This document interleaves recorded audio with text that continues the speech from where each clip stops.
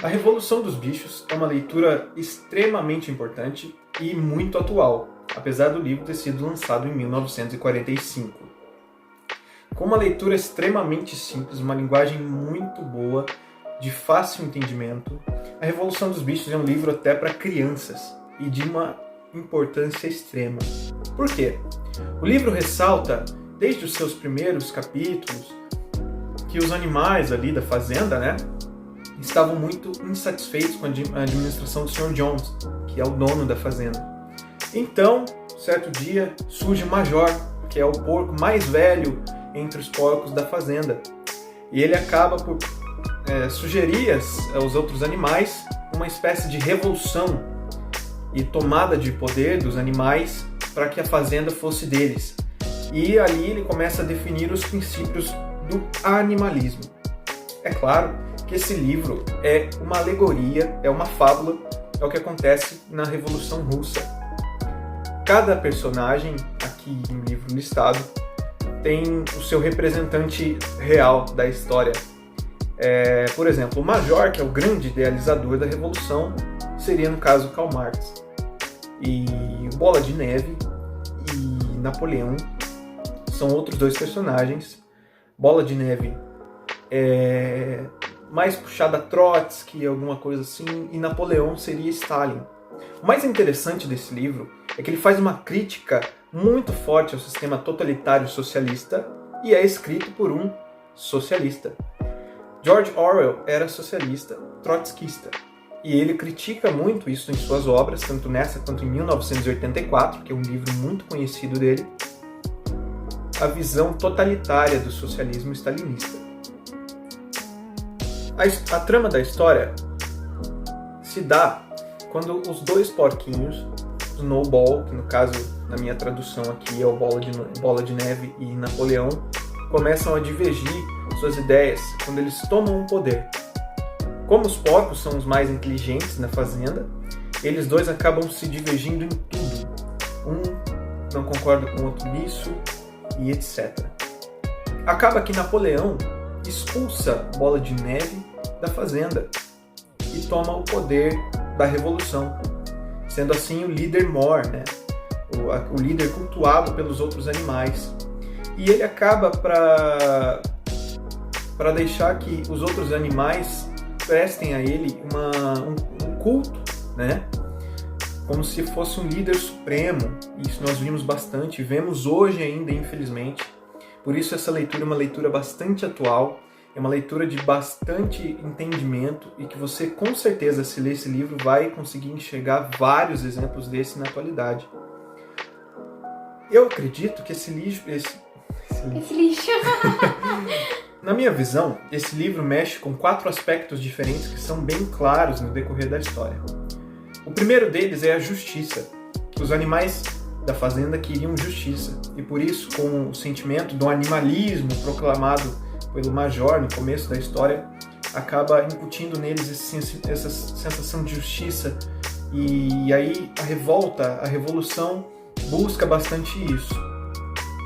O segundo princípio, né, seria a igualdade. A igualdade no sentido de que todos os animais são iguais, sendo essa a regra máxima da história, até um certo ponto. E a próxima seria a liberdade, porque os animais querem se ver livres das garras do Sr. Jones, né? Que seria o grande vilão do livro, que seria o cara que explora os animais e que explorasse todos eles a trabalharem mais para o seu próprio sustento e não revertia nada aos animais. E a quarta e última é a ganância. A ganância porque, a partir do momento que Napoleão, e agora eu vou falar bastante desse personagem, Napoleão toma o poder de Bola de Neve, ele começa um reinado... Não, reinado ficou estranho, né? Tá, ele começa um modo de governo totalitário. E como isso se dá? Na história, diz que Napoleão pegou os filhotinhos de uma cadela e levou para criá-los dentro de um estábulo, dentro de um lugar separado dos demais. E aí ele começa a criar a sua própria milícia. E o que acontece? Napoleão agora é o líder supremo ninguém pode contestá-lo, quem contesta ele é morto, e ele acaba tomando medidas em seu próprio favorecimento. E os animais acabam desconfiando disso, e acabam analisando, pensando que as regras principais do animalismo, deixadas lá pelo Major, deixadas também pelo Bola de Neve, que ajudou a construir os 7 princípios do animalismo, eles começam a perceber que tem alguma coisa errada. Mas tem um porta-voz do governo, um porta-voz de Napoleão, que acaba transmitindo as notícias que não são reais e acaba confortando os outros animais de que tudo ali está bem, de que estão produzindo o dobro de alimento do que era quando Jones estava na fazenda. E os animais nada podiam contestar, porque eles não tinham nenhuma alfabetização, diferente dos porcos, que já eram um pouco mais inteligentes e conseguiam ler as regras e conseguiam escrever. Os animais comuns não, exceto um, que era Benjamin, o burro. E ele tem uma frase muito interessante no livro que diz assim: os burros vivem muito. Isso significa, nas entrelinhas, que tudo para ele seria o mesmo. Mesmo com Jones, mesmo com Bola de Neve e Napoleão, para ele seria a mesma coisa. E quando Napoleão começa a manipular os resultados do animalismo, e ele começa a cada vez mais a se aproximar do que era Jones, os animais começam a perceber que eles estão sendo usados ao proveito de Napoleão. E Napoleão sempre altera as regras do animalismo. E Benjamin consegue ler, consegue transmitir aos outros animais, mas mesmo assim eles ainda não se queixam de nada. Ao fim do livro, e é a parte mais chocante, a regra de que todos os animais são iguais acaba sendo rompida.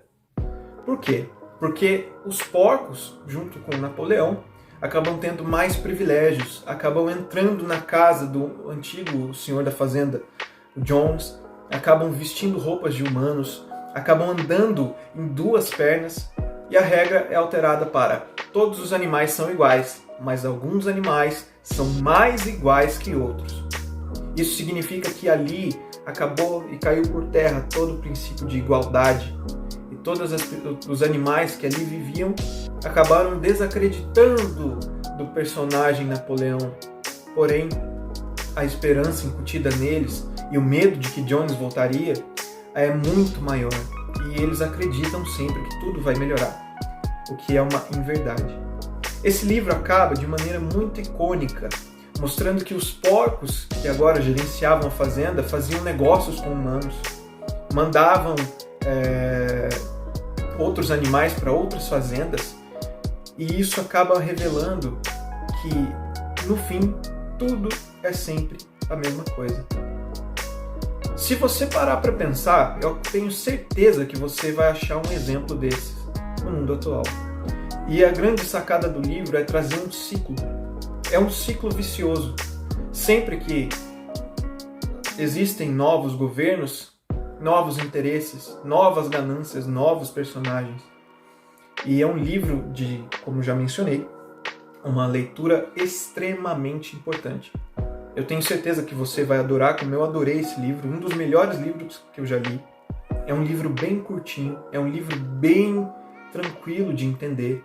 Você não vai ter dúvidas em nenhum tipo de palavra arcaica e etc. Por fim, eu queria dizer muito obrigado. Se você gostou desse vídeo, se você gostou dessa análise, eu peço que você deixe o seu like, compartilhe com seus amigos e até uma outra. Obrigado.